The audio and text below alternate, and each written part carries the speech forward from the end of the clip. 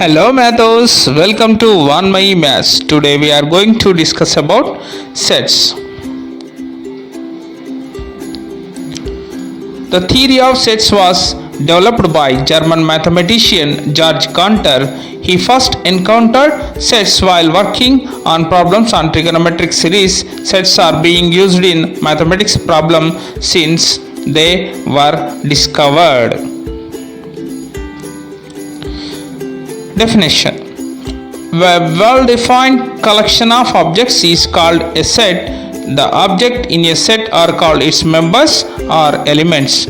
We usually denote sets by capital letters and their elements by small letters. Let us see examples.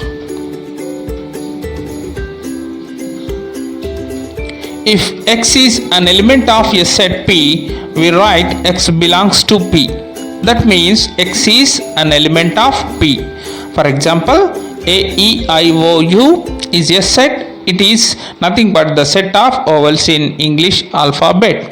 The set of natural numbers denoted by capital N. So these are the examples. Describing or specifying of a set. Tabulation or roster or listing method, rule or set builder form. So these are two representations. First one is roster form.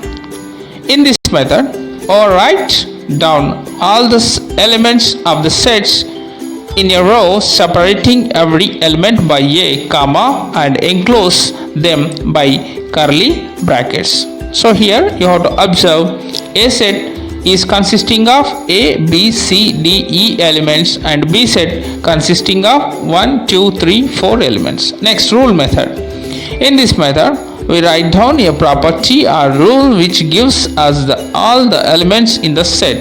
X such that X is a vowel and X such that X is a natural number less than 5. So you have to observe the list forms or roster methods of these two set builder forms.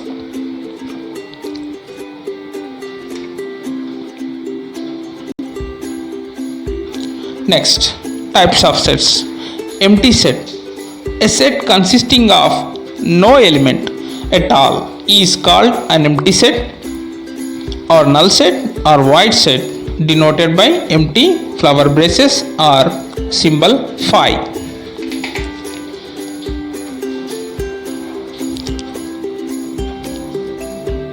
Examples: X such that X belongs to N, 2 less than X less than 3 means there is no natural number between 2 and 3, and X such that X not equals to X, and X belongs to R, X square minus X square is equals to minus 3. So because it is not equals to minus 3, that's why these are the empty sets.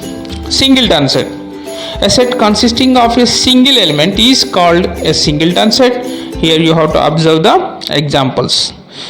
So P is a set of even prime numbers. P is equals to 2 and A is equals to 0.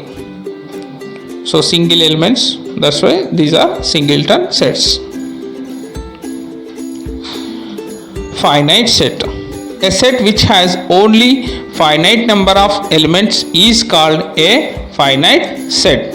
So example, A is equals to A, E, I, O, U and N is equals to 1, 2, 3, 4, 5. These are countable elements these sets are having. Infinite set. A set which has an infinite number of elements is called an infinite set, and observe here the examples. So A is equals to 1, 2, 3, 4 and so on, and X belongs to Y such that X less than 1. So these are the next. Cardinal number of a set. The number of distinct elements contained in a finite set is called its cardinal number or order of a set, denoted by N of a or O of a. Here 2, 3, 5, 7. So cardinal number is 4. Equal sets. Two sets are said to be equal if every element of the first set is in second and every element of the second set is in first set. So here observe A and B are equal sets because both are having exactly same elements. Next, equivalent sets. If cardinal number of two sets are equal, so means A is consisting of 1, 2, 3, B is consisting of A, B, C. So these are equivalent sets because cardinal numbers are equal. Subsets. A set A is said to be a subset of B if every element of A is also an element of B, denoted as a subset of B. Even the null set is considered to be the subset of another set. In general, a subset is a part of another set. Here, I observe the example. And the set itself a subset. Universal set. A set which contains all the sets relevant to certain condition is called universal set. It is the set of all possible values. So here observe A and B sets and universal set U. Thank you for watching.